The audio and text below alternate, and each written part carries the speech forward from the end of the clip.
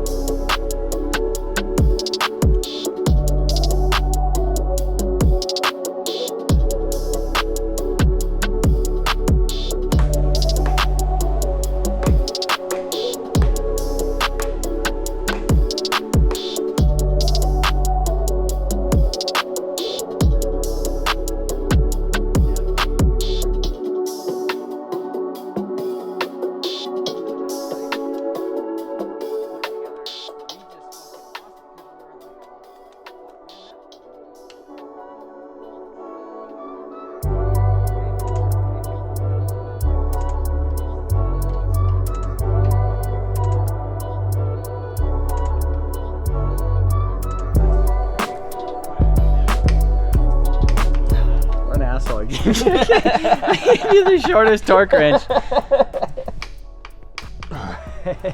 We did the head studs on like a 6-liter Power Stroke, like 250 foot-pounds. Oh, jeez. And those are rough. And there's like multiple steps. Freaking big giant torque wrench.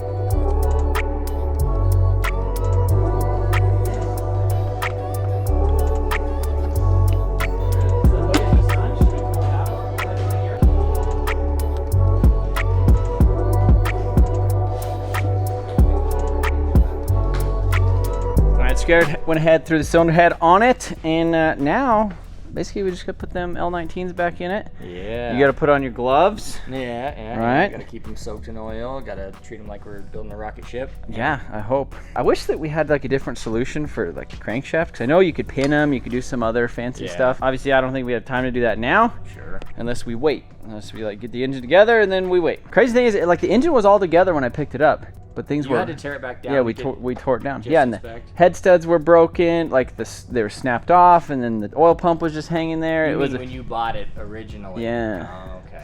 I think. How long are you gonna stay here? Mess with it. Until I get to a nice little stopping point, we'll see. I haven't done timing on a K series yet, so I'll probably find a video. If I do, I'll knock that out. But we'll see. It'd be nice to have accessories to bolt on tomorrow and call it good. Yep.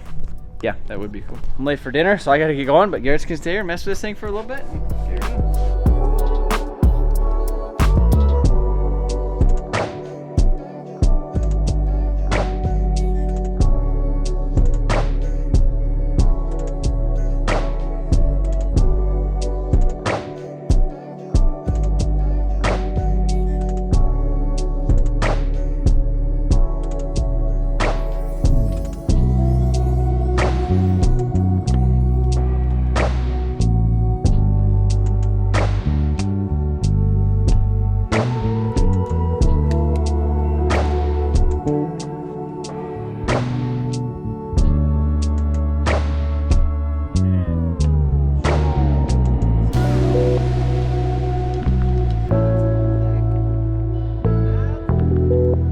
So basically we are at a point to stab the oil pan. We're pretty much right there. We got a little bit of accessories to do, but we just wanted to kind of touch on some, I don't know, finer points, I guess you could say, or maybe not so fine points. We have an S2000 oil pump on here because I guess it's the one to go with, but there's this adapter kit that leaves a little bit to be desired. We've made it all work, done some clearancing there. It's not the best thing in the world, but it seems to be the ideal choice for an oil pump. We didn't have a windage tray in the motor that we'd bought. We had to rescue it from the blown motor and kind of hammered a little bit of it back into place. It was kind of rolled up pretty heavily, but it's bolted down. It's gonna do a little bit of something better than nothing, but silicone's on the motor and ready to stab an oil pan, and we're that much closer.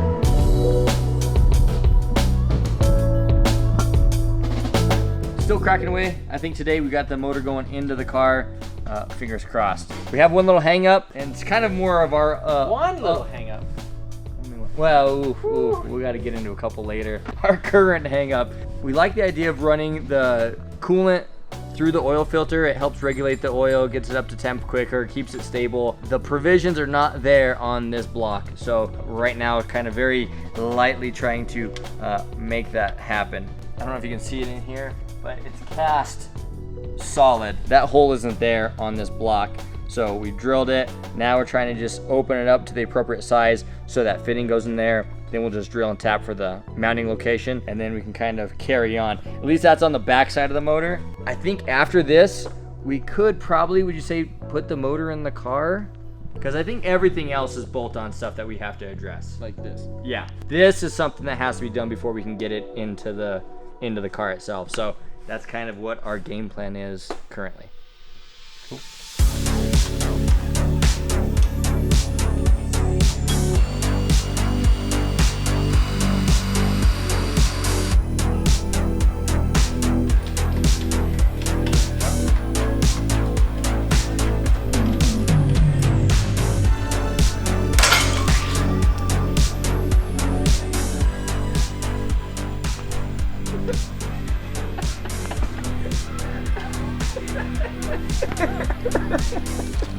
I thought I was gonna pick it up.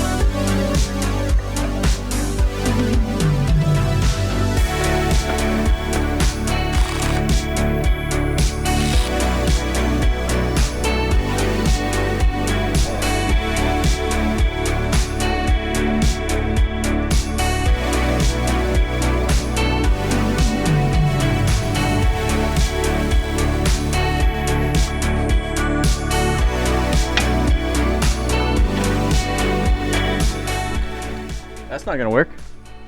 What do you think about that?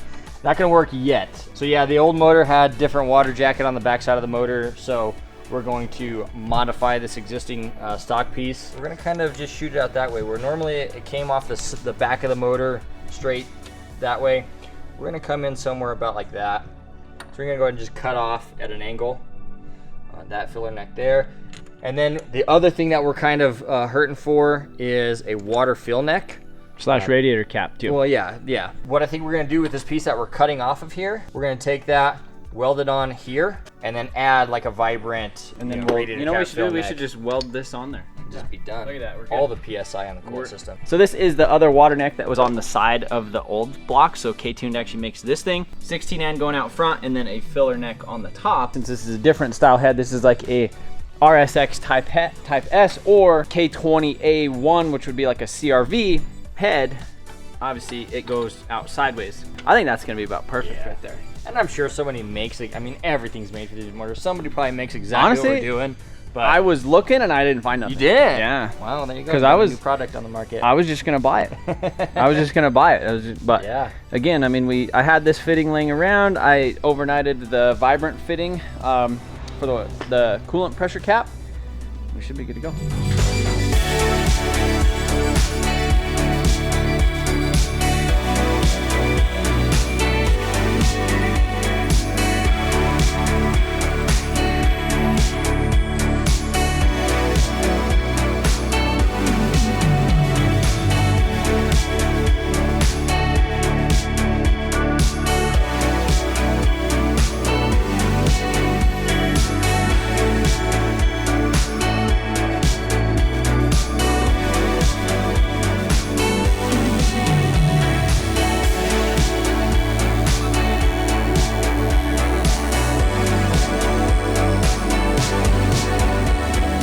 Fortunately, the joy of being in a salvage yard is we've been able to come up with a creative solution to the water fill neck situation. Meandered around the yard there and found a random water neck off of who knows what. This thing was just in the dirt, basically. It just happened to do everything that we needed to do. It cleared here because we were talking about coming up here and it gets all really tight with the hardware and then fuel rail and stuff like that. And this just happened to be perfect. So we kind of just fit it nice and tight to the factory water neck there. Now we're kind of just mocking up and seeing where we're going to end up, but basically we need to decide where we're going to end up here. I think we're going to come down about another inch for the fill neck, and then lastly we've gone ahead and modified that I think that's a 16AN, and we'll weld it in like that. So and that hose goes there. And yeah, exactly. So I think I'm going to hold off. I want to get a special cleaner for aluminum. This is really dirty. Cast aluminum's really kind of a dirty thing to weld in the first place, but we got this really nice acid etch stuff that's meant for cleaning aluminum to weld, so we might put a pin in that till tomorrow,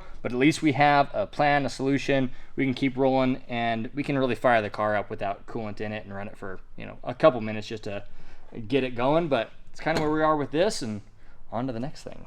So while Garrett is messing with the coolant fill neck in the front, I am moving on into the interior. Obviously this thing was built as it escalated quickly, and then, you know, we broke engines and we never really focused on the interior and the wiring. It was always just like, oh, this thing's doing this thing, let me add a sensor. We need to add some fuel pumps. Now we need to add this. Now we need to add that. Oh, the ignition switch is being weird, let's get rid of that. A lot of things that need changed. This is like a ignition switch right there, and then this is like a push button start, and like I was blaming some stuff on the ignition switch. I think we're gonna do some stuff right here. So it still has an airbag in here. It still has the airbag control module. Still has the heater core, which we do not have hooked up. And there's just a couple things in the interior that I think we need to get rid of. So I guess I'm gonna start messing with that. We can't pull the dash completely out of here to get rid of this stuff, because when the Boosty Boys did the cage, you just went through this hole, which makes it super clean, but then you just can't move the dash, which is fine. We should be able to get the heater core and everything out. If not, we should be able to loosen it and wiggle it and at least get it out. But I wanna get the airbag out because that's weight. I want to clean up the wiring and then I need to figure out this whole little push button situation right here, because literally to start the car, you like turn the key on, then you hit this, then you start it right there. So if, in order to kill the car, you got to hit it right here, and then it dies, and then this thing turns off like the ignition. So I don't know, it still has windshield wipers, it still has all the stuff hooked up, and honestly, like the radio still is in there, and there's still speakers Pretty sure they're still speakers. So this thing's coming out, this thing's coming out. I'm in between. I want it kind of race car, but I also kind of want it like a street car too. Like imagine this thing, imagine if it was a street car. I mean, that'd be a crazy street car. Like full interior, but also kind of want it a race car, like no distractions. That's why I haven't done anything with it yet, because I haven't committed to it yet. We're gonna figure it out. We're gonna pull these.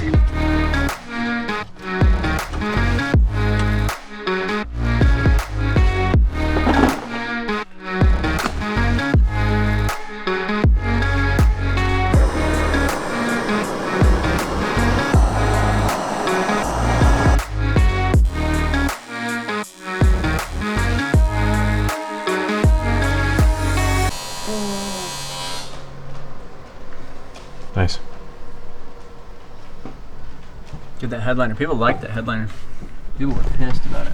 All right, boys. So the next thing, this thing has like, looks like somebody tried to install 3 different alarms in it. And then before I got it, they tried to do like a hot boy, like engine bay tuck. So we have like the wiring harness that goes out into the engine bay to like the engine harness and like the starter cylinder. All of that stuff is just like tucked underneath the dash. Part of me just wants to get rid of everything and have like basically power, accessory, and then like fuel pump and then start. Because right now there's just so much crap. Part of me wants to keep it a street car, but then it's like, well, it's getting a freaking fully built sleeved engine, and like, I don't know, we might need to build another street car after this, because this thing is getting kind of out of hand, I think, as far as it goes for the track. The headliner, it's hot though. Dude, that's all the emotions. Like, that's literally, that's why I put that headliner in there, because that's all the emotions you get when you drive this car. Wow. Yeah.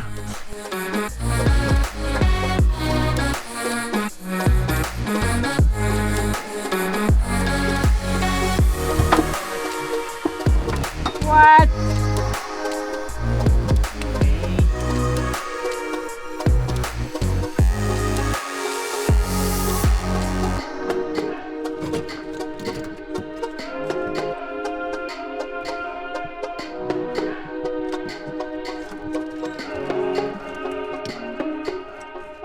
As you can tell in the interior of this thing, there's a lot of stuff going on. Like, fuse box that's supposed to be out in the engine bay is actually inside in here. We have all the radio wiring, the HVAC box, like the blower motor, all that stuff that we actually pulled out. We just have a bunch of stuff. Last year, we were actually having an issue with the oil pressure sensor. So what it was doing is it was killing the engine like on the launch, because I think the vibration was actually showing 0 oil pressure. I bypassed a bunch of stuff with the ignition switch and then added these, like, you know, this was to turn on the ECU, and then this right here was a push button start. This right here is my launch control button right here on my e-brake. I'm the most scared of is just putting this thing back together and not fixing any of this and then going to the track and just having issues. Instead of trying to start the car for you guys today and like just hook up the wiring and go for a drive, we're just gonna wait, and I wanna do this right. So I'm looking right now on a little switch plate, like push button thing. Literally the only thing that works in the dash right now is the RPM. Like the fuel gauge doesn't work. I think the coolant temp might work. We have digital gauges with the BTI gauge that will read all the CAN data off of the ECU. So I think I just want to pull all of the factory wiring out of here, get the window switches to work because we have power windows, headlights, taillights, blinkers, and maybe a horn, but simplify this thing as much as I possibly can because there's just so much wiring running everywhere. So really stoked to have Garrett back because of things like, look at this, look at that. Even though he's only here for a short period of time, we got this water neck 16N thing all dialed in. It was just a weird combination of stuff in a weird package, but I think that turned out really good. It's just crazy being out here in the junkyard. But yeah, he'll be here for a couple weeks, so we're gonna try to get as much like heavy fabrication done when he is here, because he's got a great brain. He just does a lot of things. But yeah, this thing is turning out good with this whole package. We could fill it. It's got a coolant cap on it. Overall, I just didn't want to rush this thing. We've rushed this car so many times in the past. I want to stop doing that. I want this thing to be dialed. When we take it to the track, it's gonna be sick. I want to do a 3-piece wide body front end because I'm tired of my tires sticking out. But otherwise, I appreciate you guys watching. Let me know what you think of the Civic video. Let me know if you think this thing's gonna run an 8-second pass. See you guys in the next one.